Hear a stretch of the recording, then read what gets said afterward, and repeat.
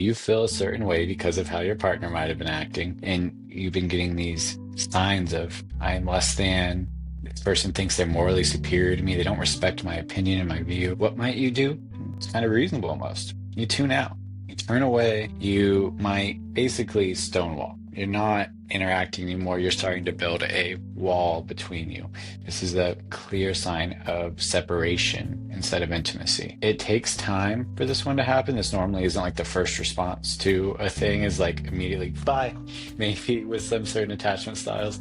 But over time, the first three are happening: criticism, contempt, defensiveness for a while. This might happen, and it is kind of understandable if you're dealing with the other ones at a high level. Welcome to the Do You Feel Heard podcast, a production of Helping the Herd. Helping the Herd is committed to empowering individuals to liberate themselves from the patterns that keep them from creating their ideal life. If you like this podcast, visit helpingtheherd.com to find resources and personalized coaching to empower you to be your best self. I can see you're trying to stop all body movements. One blink. No, yeah. Blink if you agree. Blink twice if you're in danger. Well, hello guys. How's it going today? It's going pretty good. How you doing? Doing well. Happy to do this. Love podcasts. Yeah. I'm glad to be here. I just had a quite a therapy session. So Ooh. oh yeah. So apologies in advance if I cry. I'm quite good at that. You know, I don't foresee any tears here necessarily, but like just be warned, I've already been primed from my therapy session, so you never know what's gonna happen. Sometimes Let it you all out. I'm a proud member of the Crybaby Club, so I might be the president, who knows? The CBC. Oh man, I didn't even know CBC, they were baby. around. CBC for life. hold it down. Wonderful. Well, we'll see if this helps or hurts that. But how about we start with a few deep breaths, kind of center into this environment. So I'll invite everyone to close your eyes if you feel comfortable to. Take stock of your environment, your inner environment, your body, your mind. Just noticing anything that might come up, sensations, thoughts, emotions. Just allowing them all to be. Taking stock of where you are right now and setting an intention to be present with this whole experience. Let's seal that intention in with 3 deep breaths. Begin by breathing in through your nose, breathing in deeply, filling your stomach, filling your chest. When you're all the way full, take a little gap, little pause, and then fully exhale through your mouth, through your nose, releasing anything you don't need, releasing anything that doesn't serve you. When you're all the way empty, breathe in again. Through the nose, filling up fully, feeling your body expand and grow. And when you're all the way full, sip in a little more air right at the top. And release. When your shoulders soften, muscles of your face soften, easing into your seat. And finally, the biggest breath you've taken all day. Breathe in deep, breathing in any qualities you need or want today. When you're all the way full, breathe out, releasing anything left, anything you no longer need. And arrive in this space, opening your eyes when you're ready. Thank you all for breathing with me and being here with me. Happy to see you both.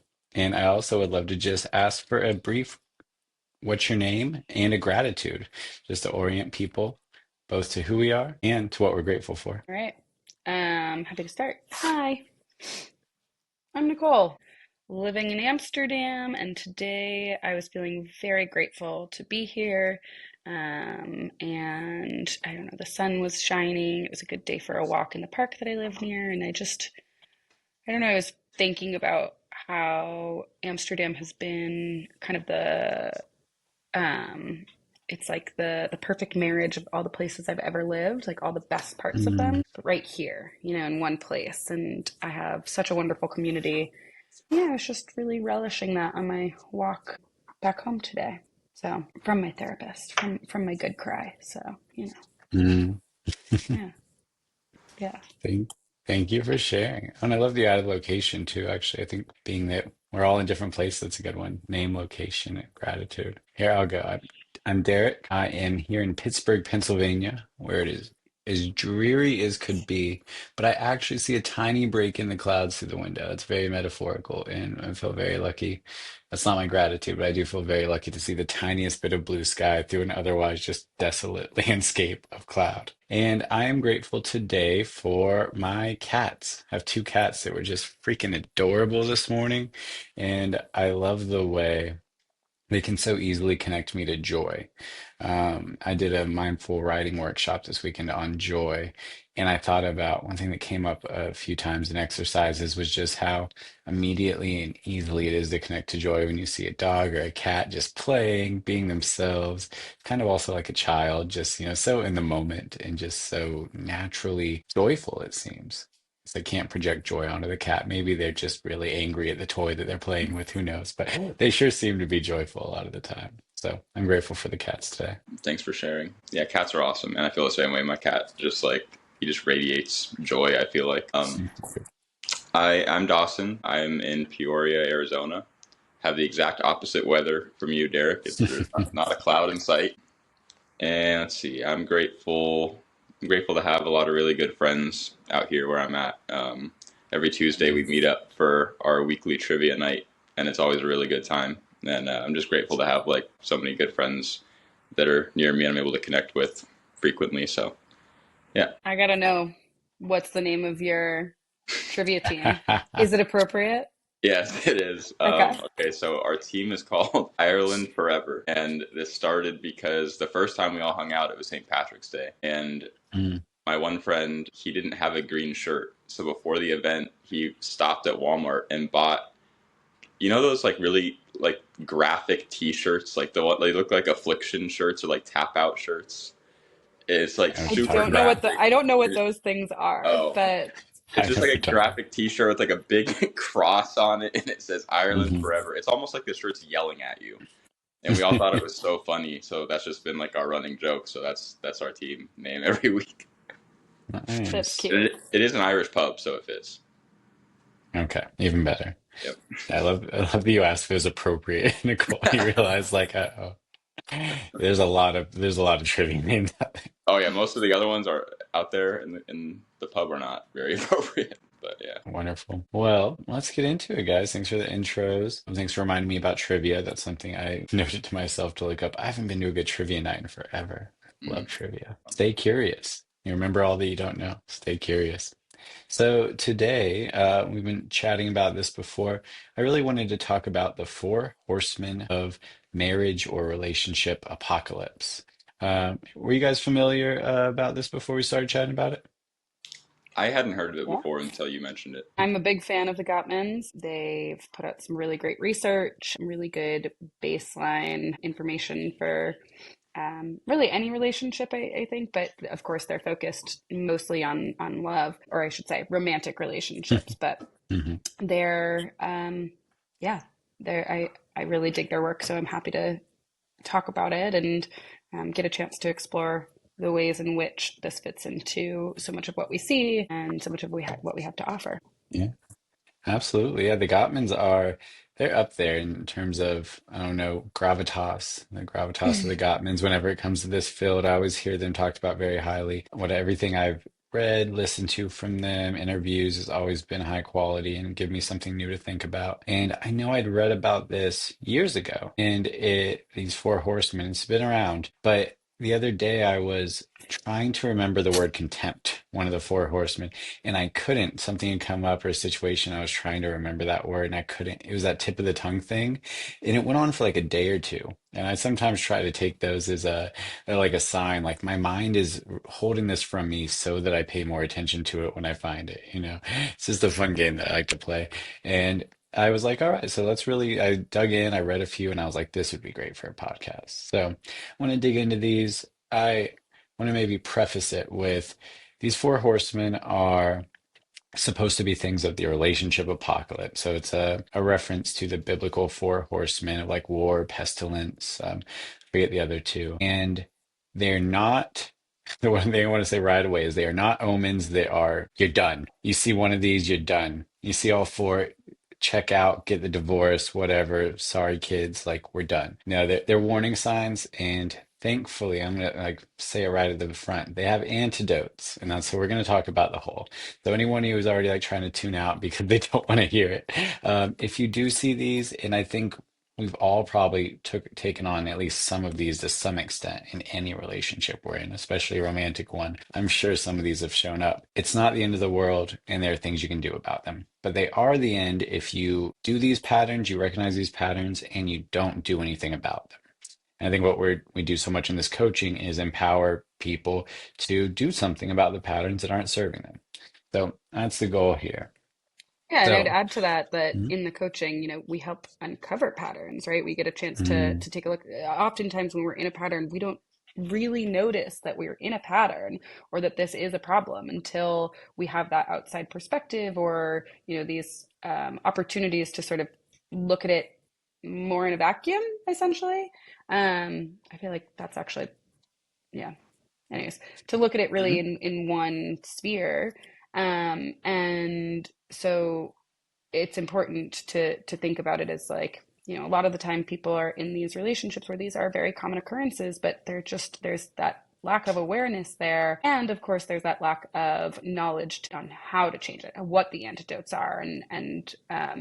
But it's super important, yeah, as you said, to mention that these are, yes, they are behaviors that can predict a negative outcome of a relationship. However, they are absolutely changeable and there's also degrees, I think, as well within each of these, mhm, right? So that's, sometimes we might be a little short or might be a little, snippy or something, and it's a volume two, right? But then maybe there's mhm. patterns where it's happening and it's often at like a volume seven, right? And it's taking a look at that and taking stock of where are we at here and which of these patterns needs to be changed um, first, right?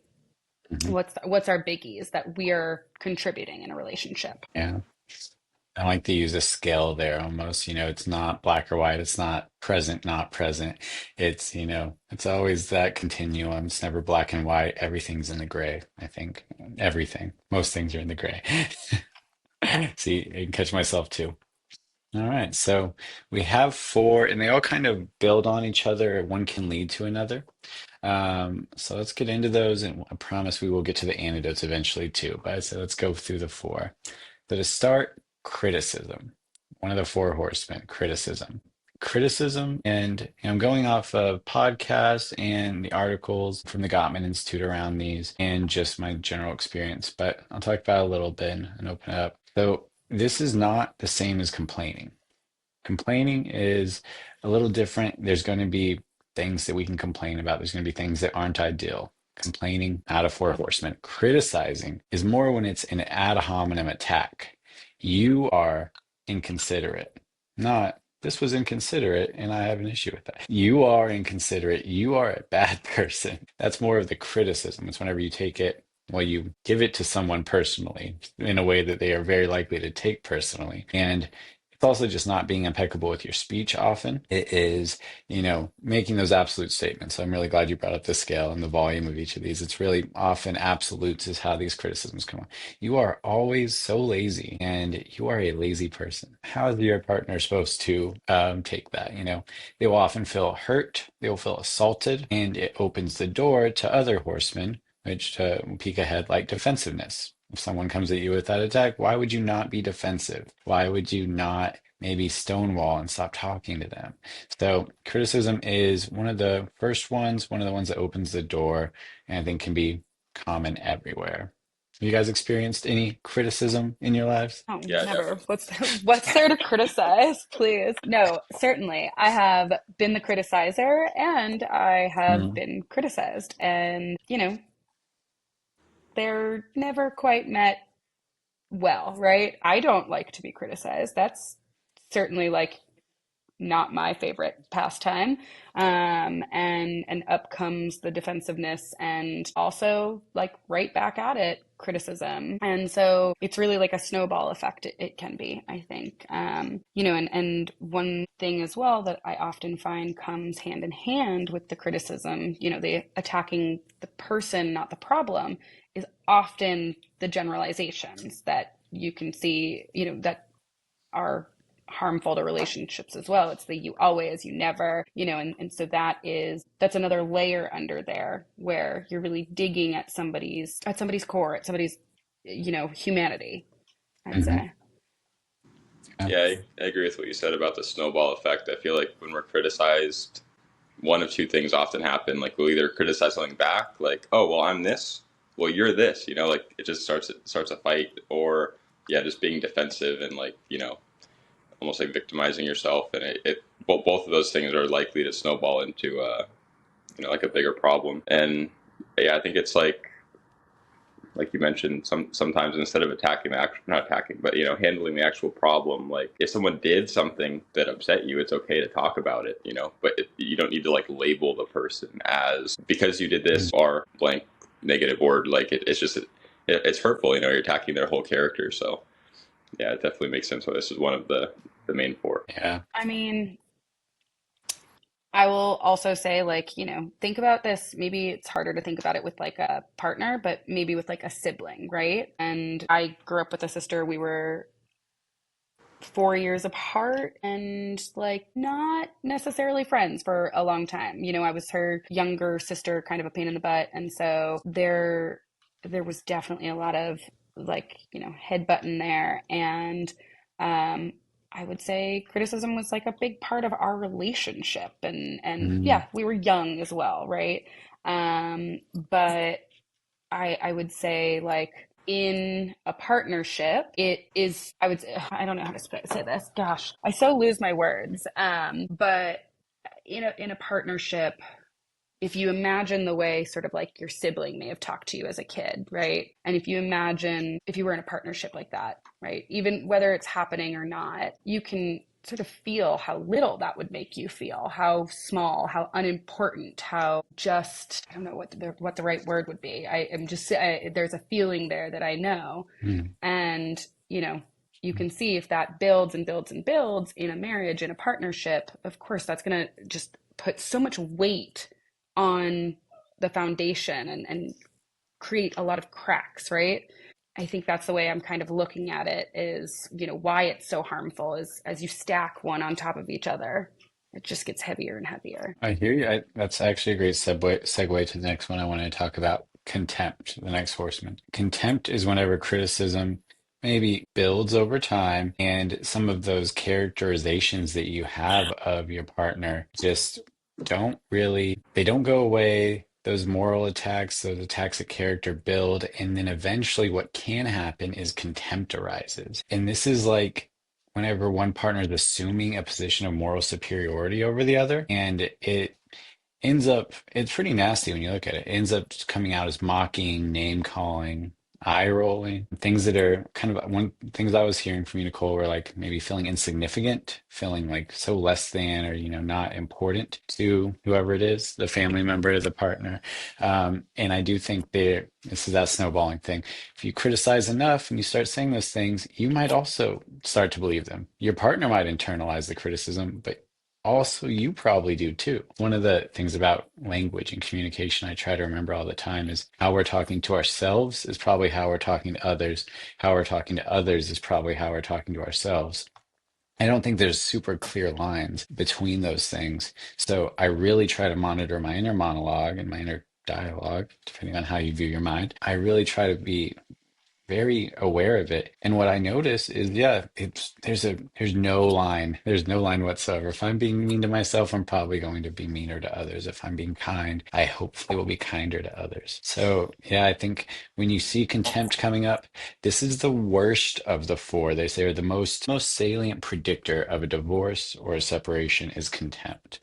It's really fueled by these long simmering negative thought patterns about the partner. And yeah, it must be eliminated at all costs, is how the Gottmans talk about it, at all costs. Yeah, I would definitely agree that it's of the four, it's probably the biggest indicator of like serious problems that need to be resolved because like it says in the definition, it says with an intent to insult or abuse. Sometimes we can Yeah. we can criticize sometimes without the intention of like trying to hurt the person. It's just sometimes we say, we might take it too far, but with contempt, it's almost like this is how you view the person. These attributes are like what you think of them, and it's just like a continuous thought pattern of negativity that it's it's definitely a difficult one, but there is ways to work around it, and like counseling is a great one, and but we'll get to the antidotes when we get there. But yeah, Yeah. I definitely see how this one's tough. When it comes down to it, contempt is just a basic lack of respect, or a blatant Mm, lack of respect, really. It's really, it's you've already positioned a person in a certain way. It actually doesn't matter what they can do. You've labeled them what they are, and they are tend to be inferior or beneath you or not good enough when contempt is present. And obviously, like that's no place, that's no place for a relationship, no place for love. Love can't grow in that environment. It's really challenging. And yes, sometimes this will come up more so in conflict rather than like the day to day, right? And that there's just like a baseline contempt in your relationship. But when conflict keeps happening in this way and contempt constantly goes on, that will bleed over into the rest of your relationship because you're not resolving it and there's no peace from that. So the contempt grows elsewhere and the distance grows. I mm, witnessed this with my parents. I mean, I mm, love them now. They're besties. It's great, but they didn't learn to fight well. And contempt was definitely a part of their relationship where they just kind of, I don't know, stopped respecting each other, stopped seeing each other as a teammate or whatever, and saw each other as an opponent. And I think that's really the biggest mm. part of contempt is that you lose um, that partnership. Yeah. Long simmering negative thoughts, long simmering, think about marriages last years and how these things can build so subtly, insidiously. I like the word insidious a lot. And I don't think anyone comes into their relationship and all of a sudden is like, I'm going to be contemptuous today. That's what but it can happen. And I really like what you said about not seeing the other person. Well, you said not seeing them as a partner. I even heard just not seeing them.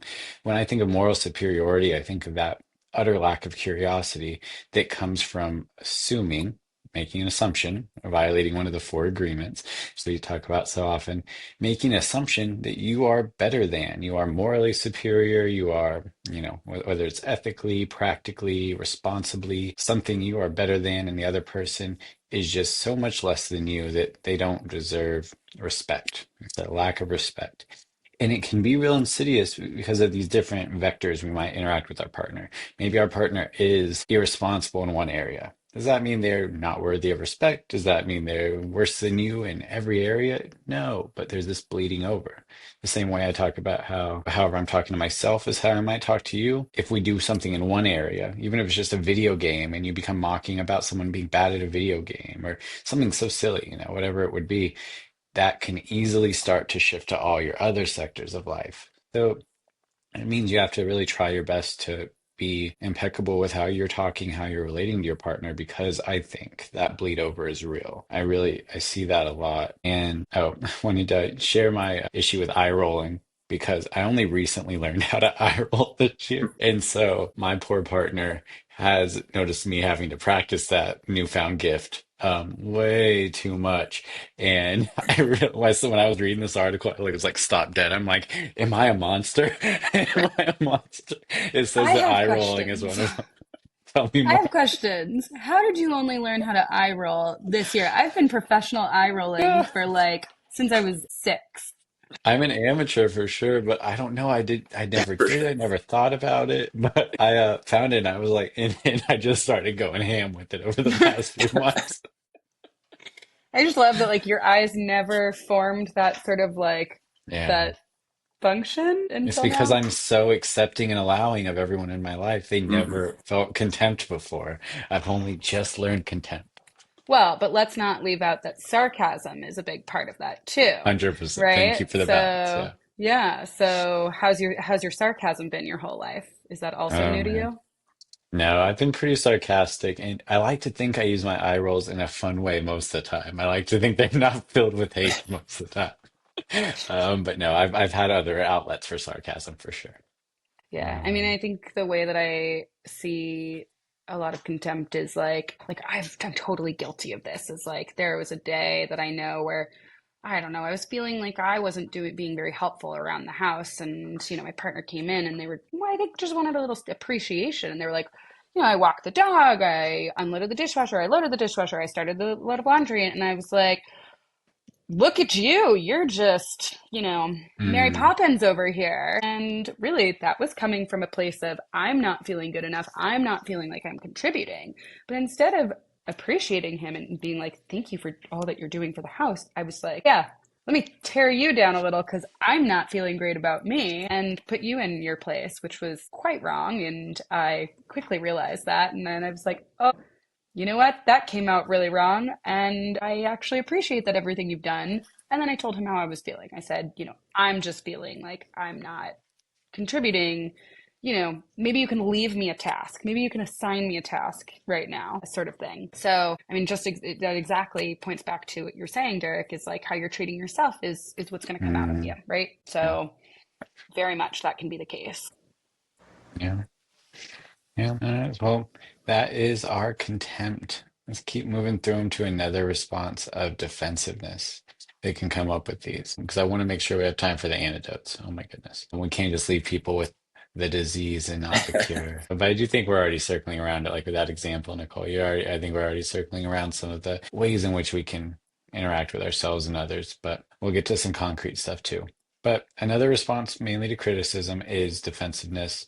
We are all, I'm sure, familiar with this one. I can't imagine anyone's never been defensive. It sounds, Nicole, like what you were exhibiting was the best defense is a good offense. You might have, been feeling a certain way about yourself, and before anyone could say anything to you, you're like, I'm gonna go on the offense. I'm gonna get my Mary Poppins popping off. I'm gonna show them. It happens. So, defensiveness, response to criticism, everybody does it. And what it really is like we make excuses for whatever the thing is we're criticized. We're deflecting. We don't want to take responsibility for the thing. You didn't clean up your room. Well, how could I have? Your stuff was all over my stuff. I couldn't do that. And we often turn it back on the other person. Doesn't have to be. You can make other excuses, but often what happens in the pattern is turning back and again best defense, good offense, then flinging it back at them, get them off. But it's so silly how combative it is with people we call partners who are supposed to be on the same team as us, or even family, people we love. I love that you brought up family earlier, Nicole. I do think it's important to remember these dynamics while we talk mainly in the partnership, a romantic partnership, that you'll see them in any friend, family group in different degrees. But yeah, what happens is we make excuses and what happens is the partner doesn't feel heard. If you raise a concern and someone immediately dances all around it, explains why it wasn't a thing, is that ever going to make you feel heard? Do you feel like they heard what you said, or do you feel like they got in their head right away and just started throwing excuses out and probably didn't understand that there could have been emotions or feelings or needs that were behind whatever the request or complaint was that you had, or possibly criticism, even. We got to take responsibility on both sides. It could have been a criticism, but is defensiveness still the right way to handle that? Maybe not. So we then don't take responsibility for whatever the complaint or the criticism was, and the cycle normally perpetuates. This one I think is very, very common, and I think it's a relatively difficult one to break once you're kind of in the habit of not taking responsibility and dancing around it. Yeah, I think a big part of defensiveness is kind of goes along with one of the four agreements, which is like not taking things personally. Like a Hmm. lot of times the like perceived Hmm. attack that we get defensive to wasn't really an attack, like it could have just been that someone was just voicing, something that happened and they just wanted to talk about it. Maybe some feelings came up. And then, we might take it as like an attack, like, oh, you're saying I did this wrong, and then you victimize yourself. Like, it's not always like it doesn't need to be taken as personally. Sometimes someone, in a partnership, people should be able to say, like speak their truth. And so I think it goes hand in hand with that. I know I've had instances before, even like at work, I'll have it happen. Like my boss will say something about my work area, and I'll get like defensive, and I'll like, start Hmm. defending myself. And it's like I don't really need to be doing that. They're not attacking me. They're just making an observation. It's a lot of times it's our first instinct, like it's almost like a defense mechanism to ward off Yeah. attacks. But a lot of times the attacks don't need it. They're not even like attacks. Yeah, that's something that always comes It's up. it's a knee-jerk reaction to Hmm. save face and to not have this be your fault. Again, going back to, what we talked about in our first podcast, was there was a moment where we talked about like, when did we decide it wasn't okay to be like, that you could never be Yeah. wrong and that you couldn't say Hmm. sorry, right? And we're constantly trying to defend against that and say like, I couldn't have done anything wrong. I can't make you feel, I didn't make you feel any which way, which, or like my action didn't cause a reaction in you. I'm not responsible for that. Where, defensiveness is a problem is, I mean, of course, you're not letting your partner be heard, but then you shift the issue focus away from the issue. And so it prevents resolution. And then again, like criticism, defensiveness just builds, and you're likely most of the time to have a sparring partner who's just going to give it right back to you.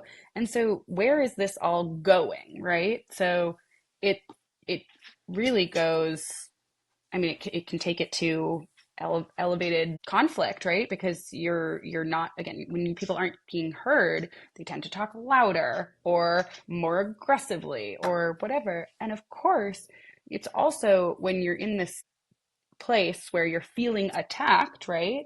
When there's conflict, your body can go into fight, flight, and freeze. And so when you're feeling attacked and that's growing, and you're all the way up here in that activated state, it's so hard to then come back down to a baseline to actually see what's going on.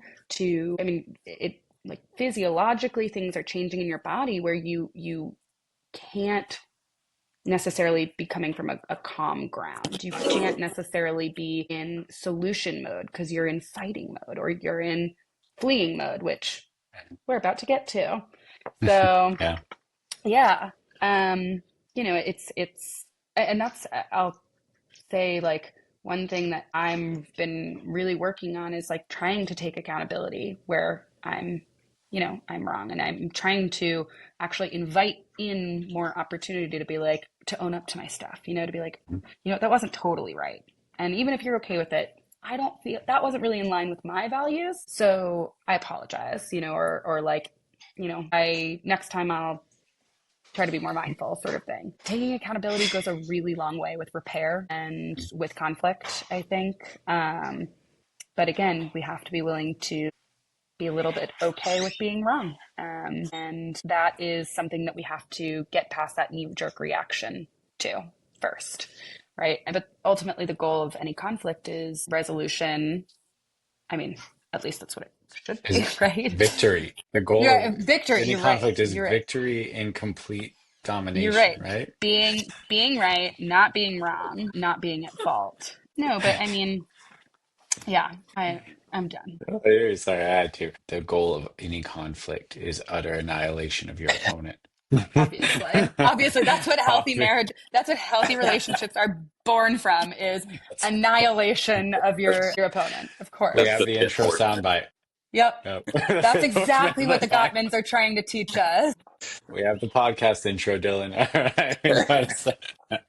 Oh no. Thank you guys both. Great shares. I really liked this connection again to those four agreements of not taking things personally. I really do think that's where the knee jerking comes from, is how quickly we take things personally. And we do this for good reason, evolutionarily. We are trying to survive. We're trying to procreate and we're trying to survive. That's what's going on with evolution at its core every time. And as soon as anything could be an attack, we benefit survival mode back on, maybe long, long time ago in different environments. Some lower selves, some lower vibrational genetic precursors of us had to take anything that could have possibly been an attack right away, and you got to deal with it or you're done. And we made it this far. Our genes have made it this far because of that. And it doesn't necessarily serve us very well in our relationships or even in the rest of life these days, because we're lucky enough, many of us are lucky enough to live in a place where we're not getting into conflicts that end in annihilation every day, Or being thankfully. eaten by tigers, right? Yep. No I tigers am to fight all that. I'm really loving like all of those, I don't know if you call them memes or just like reels or TikToks or whatever, Yeah, but the yeah. ones that are I'm talking about. like my brain, my brain doesn't know the difference between being eaten by a tiger and getting a email from my boss that ends in a period sort of thing. It's like panic mode either way. Same. My brain does not know the difference between being eaten by a tiger or my partner saying, hey, you didn't run the dish. I noticed that you didn't run the dishwasher last night. And I'm like, what do you mean I didn't? There's two of us in this household. Come on. You also didn't run the dishwasher. But, it's like, now I'm learning to be like, oh, you know what? I didn't. It's okay to be wrong. I didn't. Neither of us did. We Exactly. can I run it love now. those memes. You're exactly right. That's it. It's tigers. It's tigers everywhere. You know that book, Little Fires Everywhere? It's like I big love tigers that everywhere. book. Yeah, it's a That's good a one. great book. That's how I feel like we see the world, both little fires everywhere, big fires everywhere, or big tigers everywhere is the way I kind of think we often see big tigers everywhere. Oh my. But yeah, that's that taking personally, and we can bypass that just because it's in our genes, just because it is sometimes in our society. We can unlearn those behaviors, we can relearn them.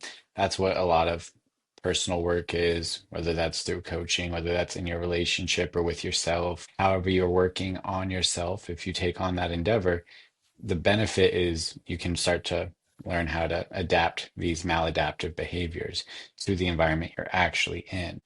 One part of the taking it personally that I wanted to just add on was like kind of the Buddhist view of attachment. And in Buddhism and in mindfulness, just in general, trying to be in the present moment, whatever that is, regardless of where the lineage that's coming from, being in the present, the key is often non-attachment, not attaching to the outcomes of whatever's going on, not attaching to them so personally. It's very similar to taking things personally.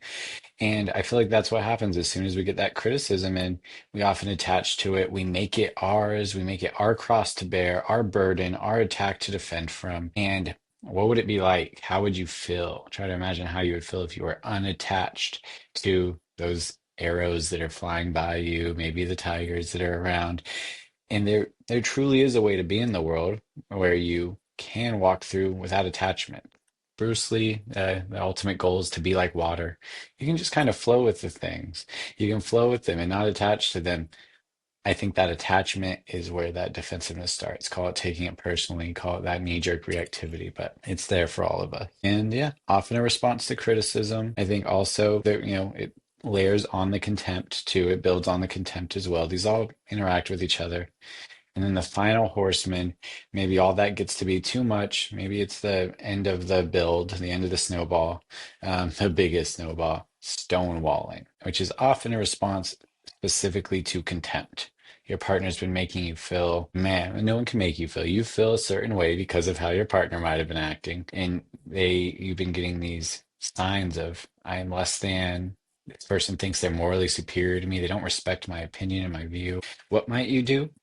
It's kind of reasonable almost. You tune out, you turn away, you might basically stonewall. You're not interacting anymore. You're starting to build a wall between you.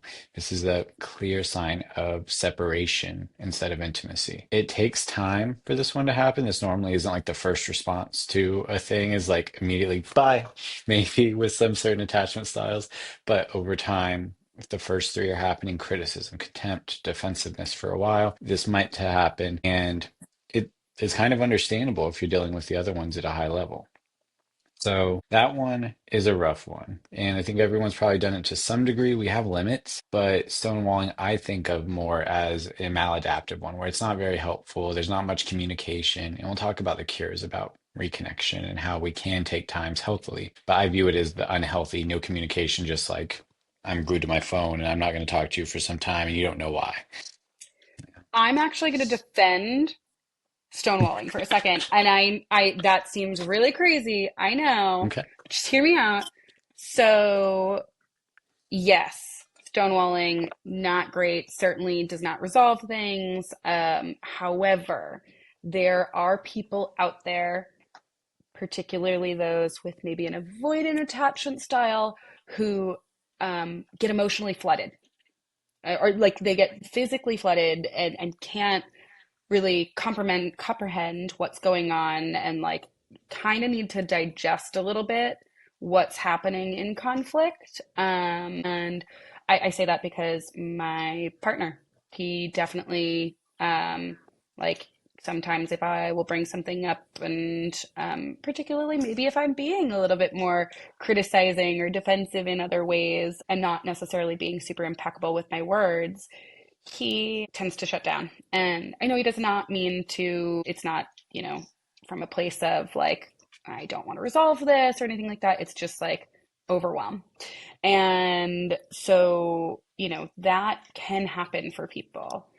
Stonewalling, I think, is a problem or a bigger problem when it's all the time and not coming back for resolution, which I know we'll Hmm. definitely be talking about that.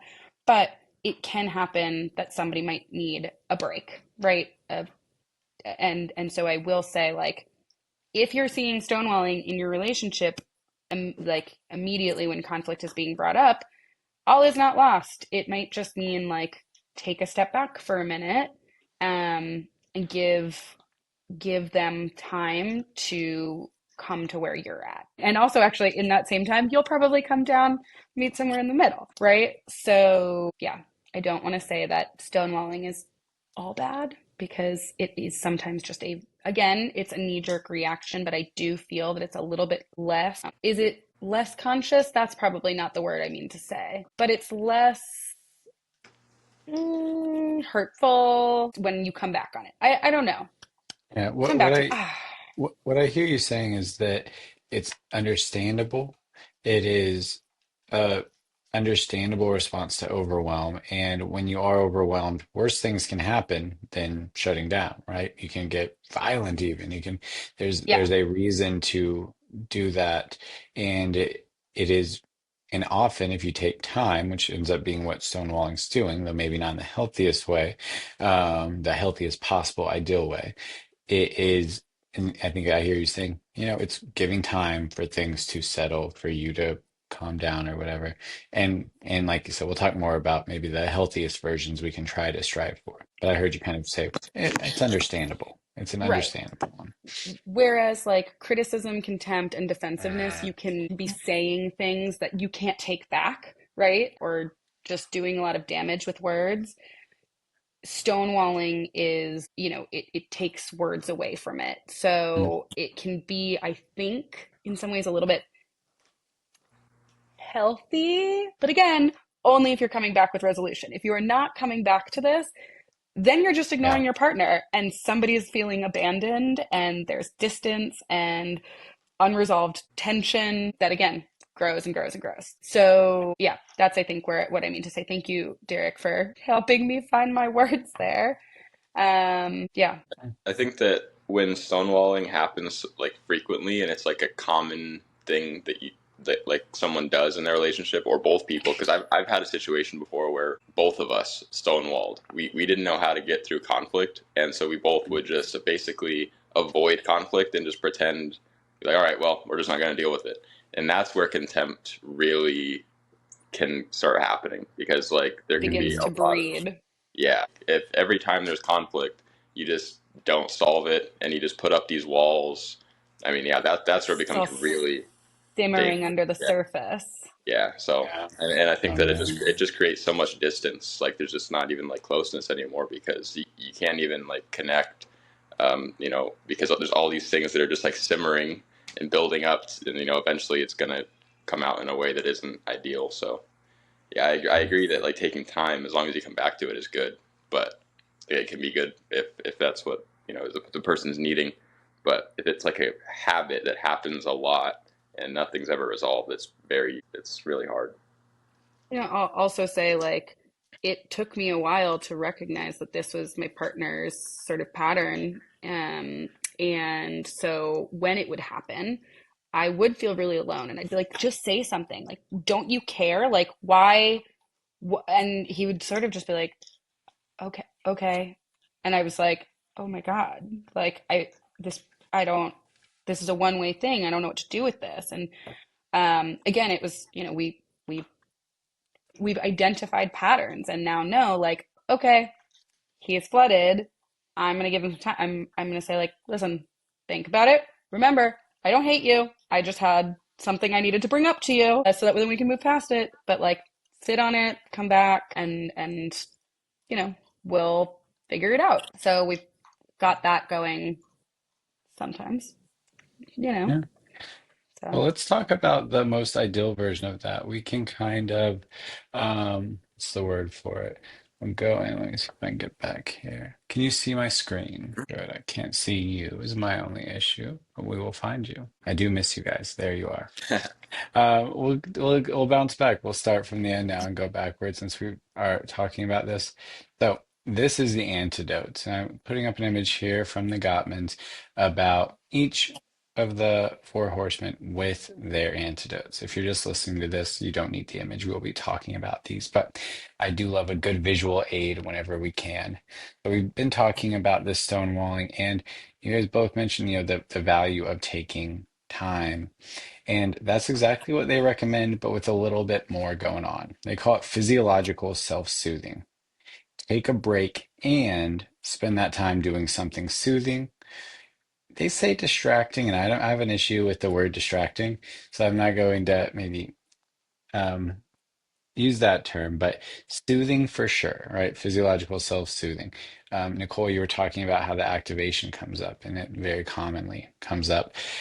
It does is really helpful if both partners, ideally, but even one partner can lower the energy of that vessel that you guys are sharing by soothing themselves, self-soothing. You can find some behaviors where people try to co-regulate, but when everyone's already activated, that doesn't always work. You can't always co-regulate if you're both activated or if one of you is. But we can all take the responsibility to learn some self-soothing. Whether that's meditation, taking a walk, exercising, don't punch a wall, punch a bag, punch a soft thing, don't punch the wall. Just consult your doctor before punching little walls pillow based on slams. a little pillow slams. Play a video game. There's all these release valves, these ways in which we can get energy out or we can calm ourselves down, depending on how we're doing it. Meditation, breath work. And we talk about a tool in with helping the herd a lot that I think is perfect for this. Do you guys know what tool I'm thinking of? Yeah, Sure ATS. do. ATS up in here. All right, what does ATS stand for? Firm table and specified time. Hmm. So when and this is exactly what I'm talking about with my partner is that, when I recognize that there's a little bit of flooding, then I'm saying like, okay, like we want to talk about this. I know we want to talk about this, and I know we both want to feel resolved and good about this. Why don't we take 10, 20 minutes, and then we'll come back and have a conversation about it. So typically when that happens, it's like maybe I'll go do something around the house and he may do like piano or something, those sort of more soothing things for us. But Derrick, what you're talking about, with the release valves, a lot of the time, so with stress, we want to actually complete the stress cycle. We actually Mm-hmm. want to Way to put it. move the stress out of our body, doing something with movement, whether it's, if during that time, if we have that, I love to do the dishes because I'm like, I'm Mm. really scrubbing. I'm in there and I'm usually like listening to music and I'm just not really in my head there, but I'm also moving my body and like maybe dancing. My neighbors must love to watch me do the dishes. I'm always putting on a performance. But for other people, it might be going for a quick run or just jumping and shaking, doing a little yoga, moving their breath, right, to help complete that stress cycle and get that anxious energy, all that feisty energy, whatever it is, out of our bodies. Yeah. So Complete the stress cycle. I really like that term. Yeah, I mean, I have a daily meditation practice. If I'm activated though, sitting on the cushion's probably not going to be a very skillful use of my time. Maybe, I've been doing this for a while. Maybe I can roll with that energy and do that. But I think it would be much more skillful to complete the stress cycle and not just try to stop myself while I'm going 60 miles per hour and go to zero. It would be much more skillful to do something. I heard, I think it was Tim Ferriss has a very popular podcast, does a lot of the self-help stuff, has a lot of books around living an optimal life. And I think he talked about after all of the thousands of techniques and things he's learned in relationships. He's talked to the Gottmans, he's talked to Brene Brown. He has all these skills and tools. He's like, if I'm in a argument with my partner, there's not a skill that I've found that works better for me than going and lifting heavy things for 30 minutes and then coming back to it. Lift some weights, lift some heavy stuff, do something physical. There's not a breath work technique or relationship thing. Sometimes you just need the space and maybe to complete that. But that digresses a little from the ATS, but thank you for going over that one. I do think just the ATS alone, regardless of how one then self-regulates, is so valuable, especially the part that they don't have in that image or that they don't talk about with theirs is the affirming the importance of whatever is being talked about. I think that's really what gets the issue with stonewalling and why it is that wall that is just there is that you don't know what's on the other side of the wall. You're not communicating. You're shutting down. And what happens when we don't know? What do we put into place of, an unknown? We normally put our very worst fears. That's just what the human mind does. It's another one of those survival mechanisms. If I don't know why you're upset and why you're shutting down, you're breaking up with me, you're on the edge of you're about to have a breakdown, you're cheating on me. Every worst thing I could think of is probably what it is. And that's why it can be so difficult. So to communicate, and this I think would be it's on both sides of a relationship. I think everyone should try to take responsibility for using this tool, but whoever can, this is important, especially the person who's getting overwhelmed is really who could. Anyone can do it, but the person who's getting overwhelmed would be the most helpful person to activate this. I affirm that what you're saying is important. I'm not available for this right now. Can we please table it until specify a time? Maybe you only need 20 minutes. Maybe you need a day. Maybe you need some time. But as long as you agree on it, as long as there's consent about that time frame and you both agree, yeah, it is important. This isn't just going to be unresolved forever. We're going to take some time. That's a real powerful, that can de-escalate the situation right away. Especially, again, I'm just going to say it one time. I'm going to affirm the affirm part of it one more time because I think it's the one that's easiest to get. Okay, I'm done. Let's table this and let's do it in 20 minutes. Okay, where's your A? Where's your A? There is so much power in saying, like, I'm overwhelmed right now and I need 20 minutes, but I do want to talk about this. I do want to come back to this, or I will come back to this. Yeah, it's powerful. So much, yeah. Yeah. Creates a lot of safety there of like, okay, even if they can't hear me right now, they will hear me. There is space for this or whatever it is, right? Yeah. So that's our antidote for stonewalling. If you've seen in your relationship, you know a little what you can do. You have a new tool, ATS, maybe a new tool, maybe a tool that you're familiar with from some other source, but it's one of the ones we use a lot here, and it's so helpful. And then we can self-soothe, we can complete the stress cycle, we can do something about it, taking responsibility. And hey, that's actually the next one. If we're going back down the ladder to defensiveness, what is our antidote for defensiveness? It is taking responsibility, maybe not completely, maybe not for every little thing, but take as much responsibility as you can for whatever was there. So someone criticized, has an issue, there's probably something you could take responsibility for in it. Even if it's 10% of whatever they said, maybe they threw in a bunch of other stuff. Maybe it's 80%. Maybe you could, and 20% of what they said was kind of them reaching, or maybe it was an ad hominem attack. Okay, so we could just create that cycle of defensiveness and never talk about the thing. Or we could take responsibility for as much as we could and see what happens. I do think it's a very, very, very good thing to try, and I think we'd all probably benefit from it. I don't think there's too many downsides to taking responsibility. I think the more we do it, we talked about this in the first podcast, responsibility is a path to meaning. It really can be a way of finding more meaning in your life and really cutting off a victimhood mentality. It's really easy to feel like the victim in a relationship when someone's criticizing, in your life when things aren't going perfectly. But the more we take responsibility in any of those domains, we might stop feeling like the victim and start to feel more like a hero.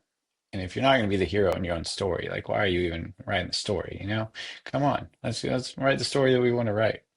So I really like that one. And then I was trying to think of the tools that we use other than the just taking responsibility. Are there other tools that you guys think would be useful to combat defensiveness? Well, one thing that I guess it could be called a tool. I feel like to me it feels like a life hack almost. Like I don't know when I learned to start doing this, but I feel like once I started trying to put myself in other people's shoes, it seriously like started making such a big Mm, difference in me becoming. I used to be like very defensive. Like I would get defensive at anything said about me. And then I started, just like being like, I'm not the only person involved in this situation. Different people are going to have different feelings. Like I now, like I try my best. Obviously, it's not possible to put yourself exactly in someone else's mindset, but trying to imagine if the same thing was done to you, like how would you feel? It is so simple. Like it yeah. sounds so simple, but I swear, like it makes such a big difference, and it really helps you like see the other side of it. A lot of times we have this perception that like we're perfect. Like we don't like if someone says something about us, like, oh, it's not true. Like I wouldn't do that. I'm not capable of wrongdoing. Like we're all capable of wrongdoing. And like getting over that idea that like we're never gonna mess up, and then just seeing the other side of it, like how might it have affected my partner or family member or whoever it is.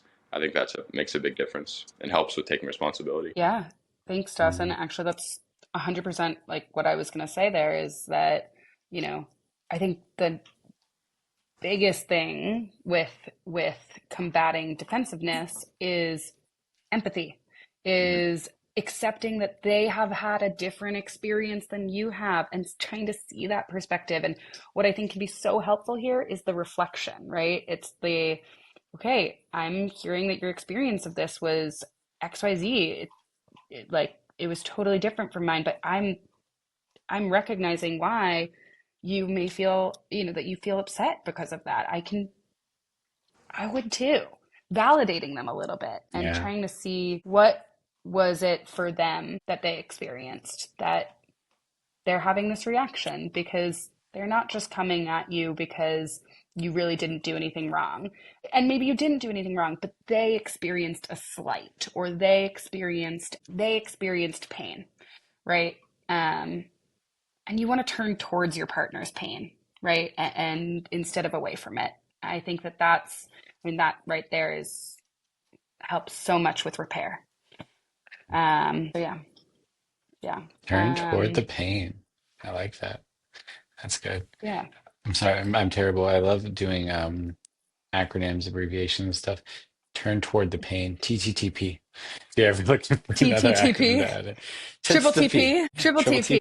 Oh, that's good. No, thank you guys for both those. That what I when I was thinking of tools to add on for defensiveness outside of the taking responsibility, I wrote reflections question mark. And Dawson, you helped connect why. It was the empathy part. We all had kind of the same intuition. But I think for me, it's the fact that it forces you to empathize with your partner and also to create a little distance and take things less personally. You're putting yourself in their shoes. What I heard you say was, then you have to really think about, wait, what are they saying? You get into their mind, you try to hear them, you try to see it from another view. You're taking it less personally, you're having some empathy. And yeah, all of that for me can, yeah, make someone seem a lot more human and a lot less like an attacker or a tiger that's coming at me that I have to annihilate. So yeah, I think these are really good. And the only other thing I wanted to offer for this one, again, a way of remembering and thinking about this. Do you guys remember Head On, the headache relief medication? Do you guys not know this? Man, there was an Sorry, Doc. incredible, no, I forget how long ago, over a decade ago. So funny. In the way they advertised this, it was something that you put onto your forehead. So it was called Head On, apply directly to the forehead. Head On, apply directly to the forehead. And that's all the advertisements were again and again. Head On, apply directly to the forehead. And it was the craziest, funniest commercial. But can we take that ethos, maybe not that medication, into our antidote for defensiveness and take responsibility head on wherever we can? Maybe not with your forehead, but let's try our best to take responsibility head on and bypass that and maybe add in some empathy as well while we can. All right, moving right along. What is our antidote for contempt? You guys see my screen? It's being weird this time. Yeah, we don't need the graphic every time. Is it on there? I don't see it right now. I think you're a little bit laggy right now. I don't know if it. Yeah. No, I No, think it's the you're a bit sharing's not laggy. it's not good for it. No, we'll do without. We'll do without. We've seen That's our okay. I feel handout like enough. this All is right, we should be catching back up. yeah. Yeah, yeah. So, what we have next is the antidote for contempt is an interesting one. It's not one simple solution. It's building a culture of appreciation. I really like this one. I really like this one. It talks about mentioning small things often that you appreciate about your partner to combat the way in which the negative can build and we can end up insidiously slipping into that contemptuous relationship with the person we maybe love the most in the world. So I really like this one. It means appreciating, bring gratitude, and trying to recognize and bring light to all the things that are good so that we're not just focused on the things that are bad or that we don't like or that aren't serving us. And they talk about a magic ratio for this of 5 to 1, positive to negative comments.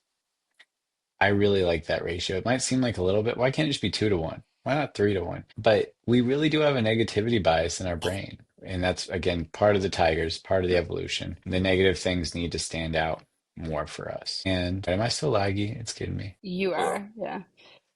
I'm so laggy. Nope, now I think we lost your audio. Oh, there you are. I'm there, but I'm going to try to refresh. It says I can.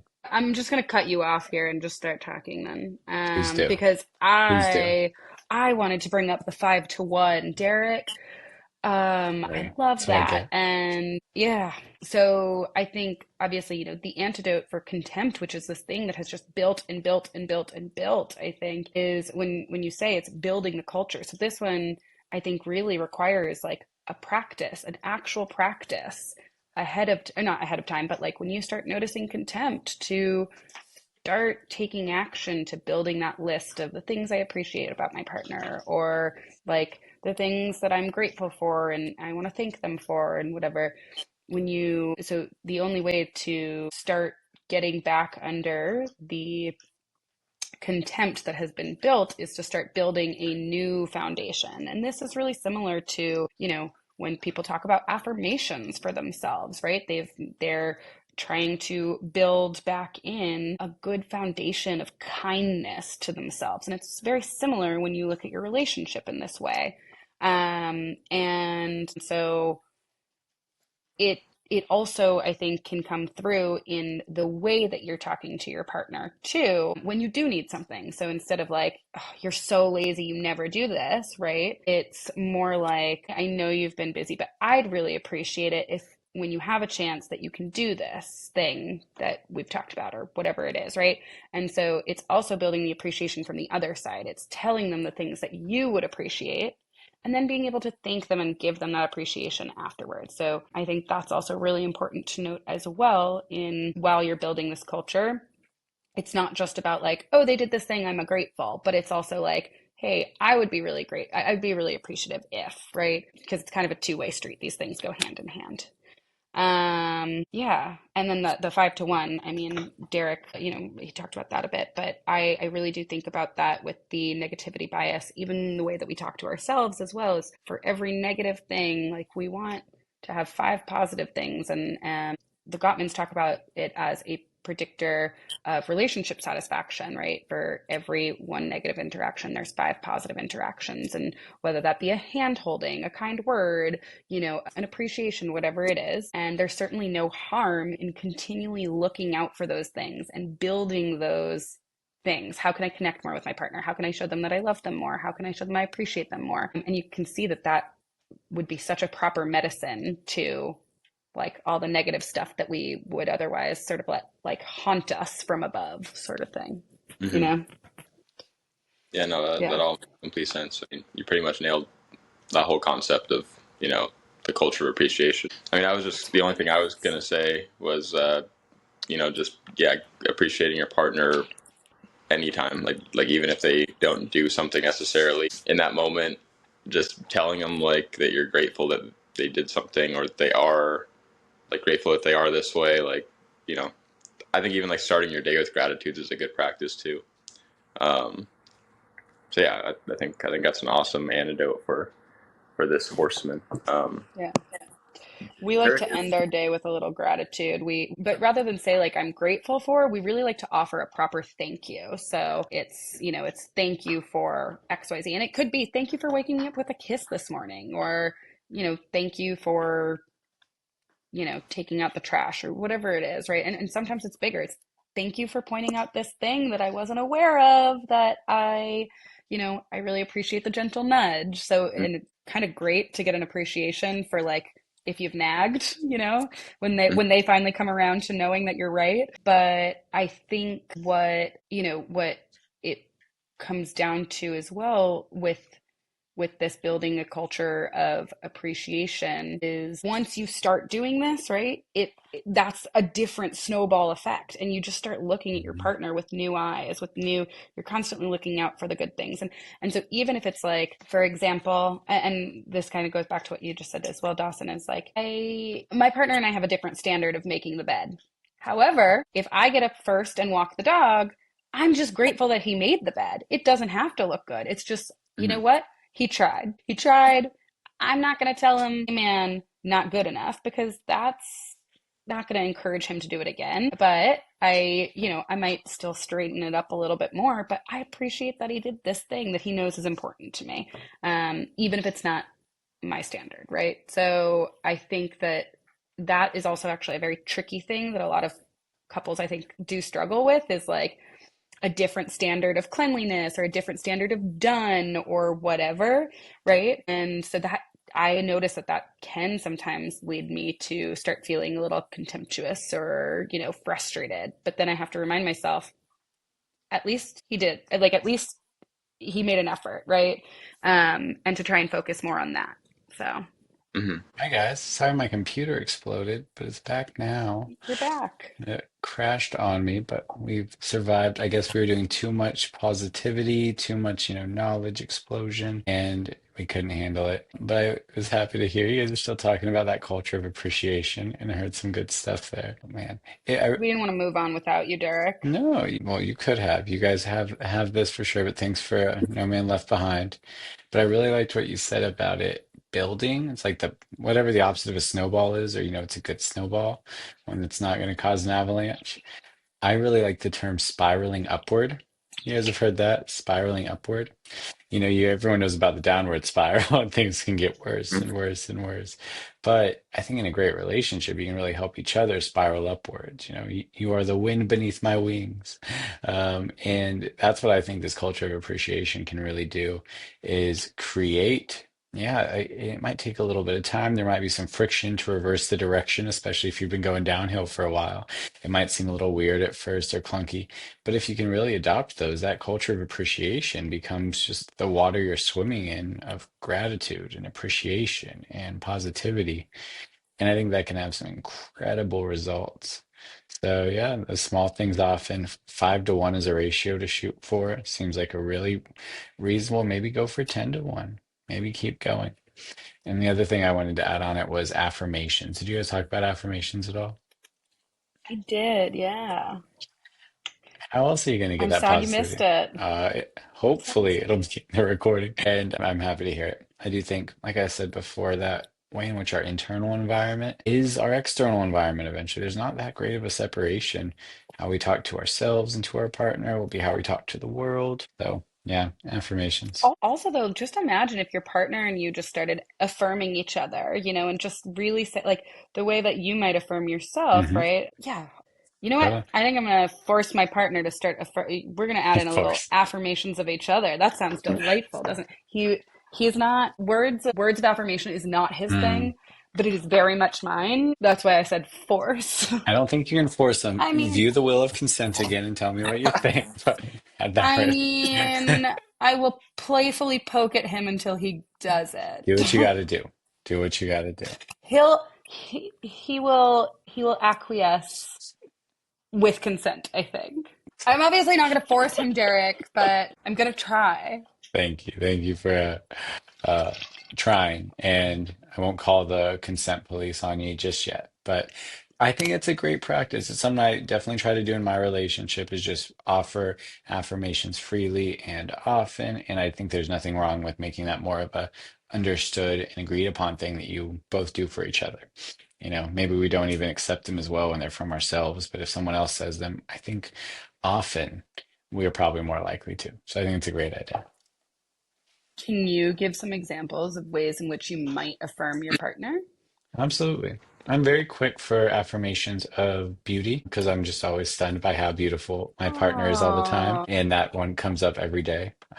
I think she's the most beautiful thing in the world. And it's so that one's an easy one. It just happens without effort every day. I'm always surprised by just how beautiful she is. So then I also then try to intend to branch that out. I try to keep things from being as superficial and I'll just try to look for qualities that I like. And when I notice them, I make the effort to say like, I really appreciate how generous you are, or I really appreciate your problem solving. I thank you. Or I'll look for just concrete affirmations. Like if she's working from home and I'll hear her leading a meeting, I'll say, I think you led that meeting really well. And if I was on your team, I would feel very heard and appreciated. And anything like that. I try to be organic with it. I don't have a structure, but it's something I'm keeping in my mind. that's so sweet. All right. Thanks for asking. It's a good practice. All right. And then finally, that's like the opposite of criticism. So let's go to our final antidote to criticism. I do think affirmations are one heck of a way, but that's not exactly where they're going with this one. So for criticisms, easy to trigger defensiveness, so easy to take personally. They recommend a gentle startup, is how the Gottmans put it. A gentle startup. They also talk about I statements, which is something we talk about a lot that I was able to really resonate with. But instead of coming in hot, guns blazing with a you did this and you're like this, gentle startup. Hey, not a big deal, but I say that one a lot. Not a big deal, but maybe gently roll in. I statement noticed this and I felt this way because of it. Then maybe adding a request. Would you be able to do this? I feel a need or a feeling. I feel or I have a need. And then presenting that to the partner instead of it being again, coming from this morally superior, I am right and you did something wrong and wronged me and I need retribution. Can we be gentle with it? Can we use an I statement about what we're experiencing? And maybe formulate a request instead. That's how I took their antidote. And I like it. I'm gonna try to adopt that too. Any thoughts Yeah, on? Mhm. I think I statements are great. I think that they really help in this is something that like Ian and I have talked about. Like when there's conflict, you're either moving together like Mm, towards the same goal or you're moving apart from each other. And I feel like I statements really help you like solidify that like you're working together. You want to solve the conflict. And a great way to do that is just speaking your truth, like just speaking your experience. Like it's a lot less likely for it to be taken personally or defensiveness to happen if you're just saying how you feel, what your experience was, and then possibly, like you said, maybe ending it with like a request rather than saying like you did this, you are this. Like it's such a big drastic difference if you just are simply speaking your truth in a respectful way and just saying how I feel and how it made how it made me makes me feel when this happens. mhm. And yeah, it's like just doing it gently, like it makes a big difference. So yeah, I Yeah. really like this one. Yeah, there's a huge difference between like, God, you never listen to me. You're so selfish.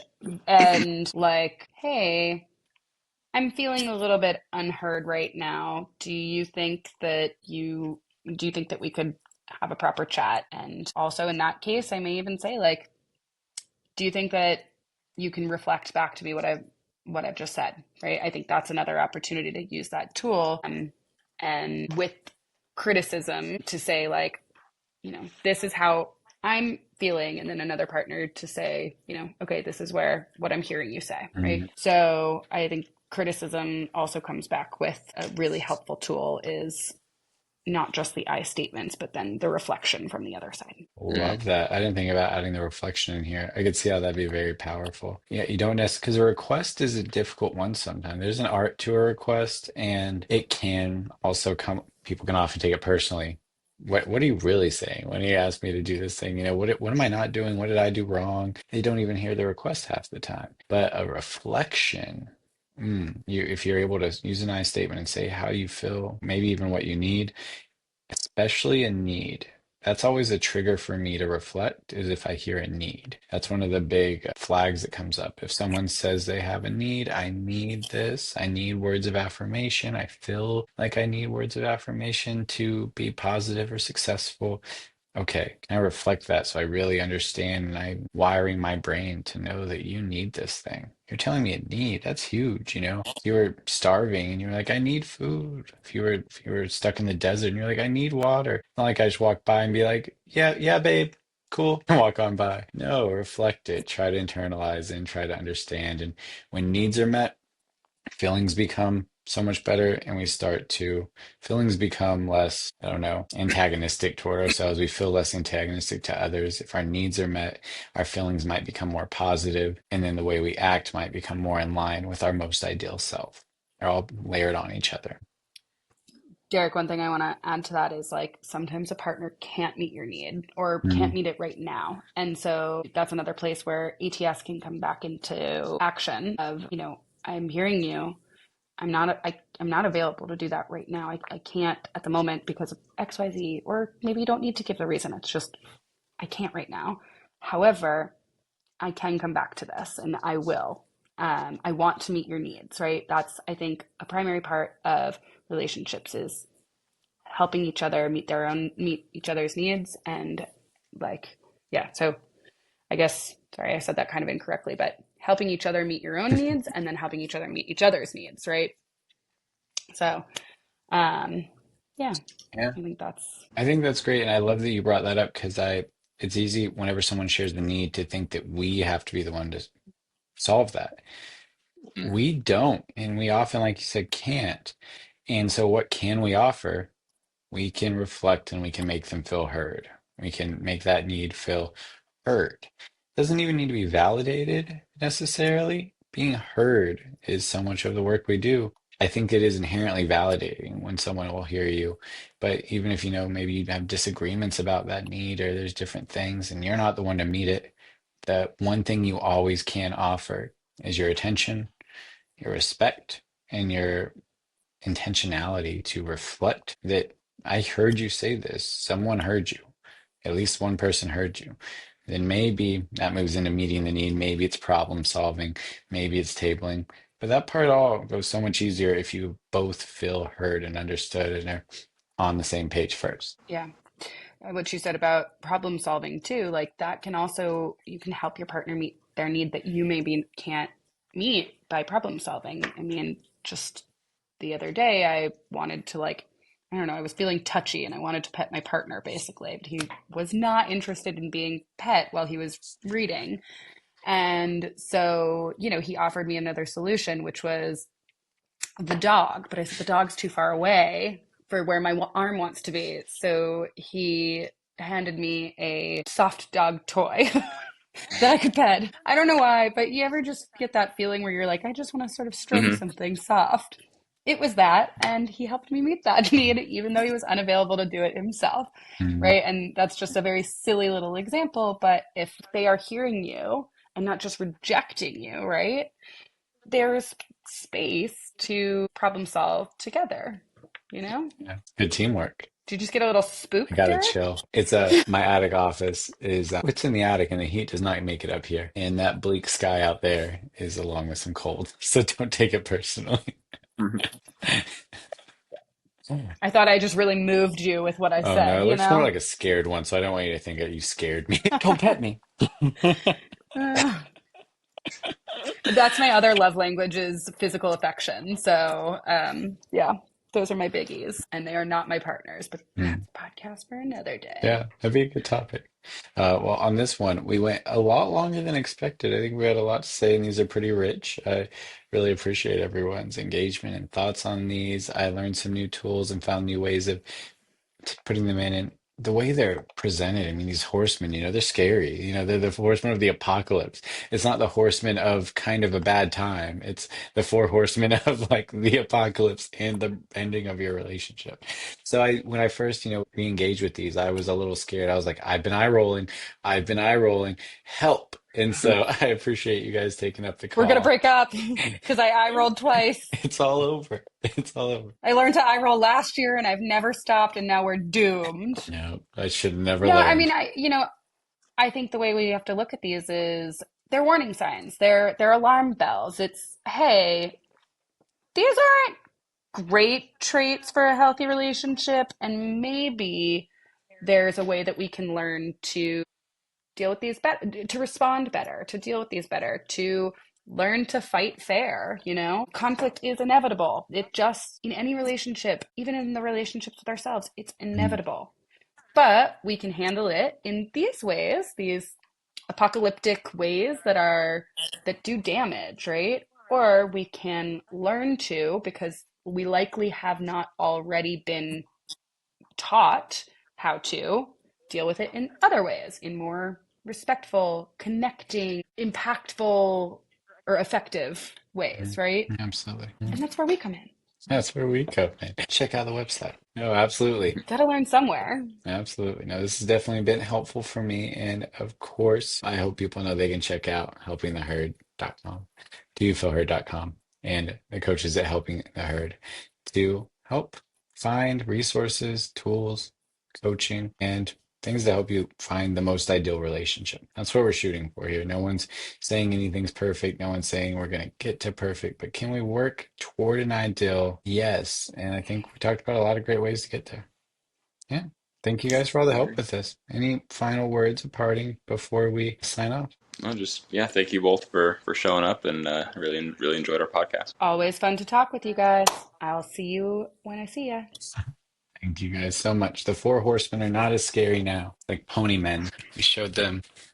We can defeat and conquer them, just like conflict. Bye, guys. Press stop recording. I'm working on it now. Okay. Done. Before I This has been the Do You Feel Heard podcast. If you're interested in resources that will help you move through conflict, you can go to doyoufeelheard.com, where we have tools for individuals and couples.